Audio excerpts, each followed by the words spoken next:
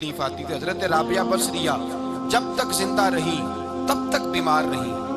جس دن طبیعت ٹھیک ہوتی تو کہتی اے اللہ تو کہیں مجھ سے ناراض تو نہیں ہو گیا، تو کہیں ناراض تو نہیں مولا، مولا جب تو مجھے تکلیف دیتا ہے تو میں رو کے تیری عبادت کرتی، جب مجھے دکھ ہوتے ہیں تو میں سجدے میں تڑپتی، اور خدا بندہ اب تو میں سکھی ہوں، موج میں ہوں، مجھے رونا ہی نہیں آ رہا، تو خدا بندہ تو کہیں ناراض تو نہیں ہو گیا مجھ سے؟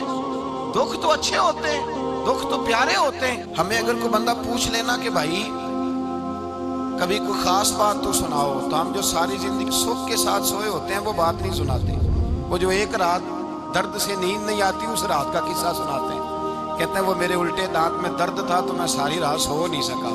او بھائی جو ساری زندگی سویا ہے اس کا تو ذکر نہیں کر رہا، اور ایک رات جو تجھے نیند نہیں آ رہی، کسی سے پوچھا جائے ڈاکٹر کہتے ہیں 360 ہڈیاں ہوتی ہیں وجود میں، کسی سے پوچھا جائے نا تیرا کیا حال ہے تو 359 ہڈیوں کا ذکر نہیں کرتا، جس گھٹنے میں درد ہے اس کا ذکر کرتا ہے، کہتا ہے یہ گھٹنے میں بڑی درد ہے۔ او بھائی باقی 359 ٹھیک ہے نا، ان کی بھی تو کوئی بات سنانا۔ حضرت رابعہ بصریہ رحمۃ اللہ علیہ کے پڑوس میں ایک نوجوان رہتا تھا، آپ کے پڑوس میں، تو وہ جب جو محلے میں بچے رہتے ہیں نا گاؤں میں ان کا پتہ ہوتا ہے، پڑوسی تھا تو 34-35 سال نوجوان کی عمر ہو گئی، کبھی بیمار نہیں ہوا۔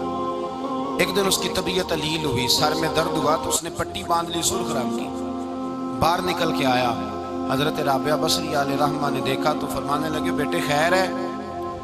لگا جی اماں جی سر میں بڑی درد ہے۔ آپ فرمانے لگے کتنی عمر ہو گئی؟ کہنے لگا 34-35 سال۔ فرمانے لگے پہلے تو کبھی درد نہیں نہ ہوئی؟ کہا نہیں اماں جی آج ہی ہوئی ہے۔ تو آپ فرمانے لگے 34 سال اللہ نے صحت دی ہے، تو نے شکر کی ایک پٹی بھی نہیں باندھی، اور آج درد ہوئی ہے تو شکوے کی پٹی تو نے فوراً ہی باندھ لی ہے، کوئی شکر کی پٹی بھی باندھنی چاہیے۔ حضرت ایوب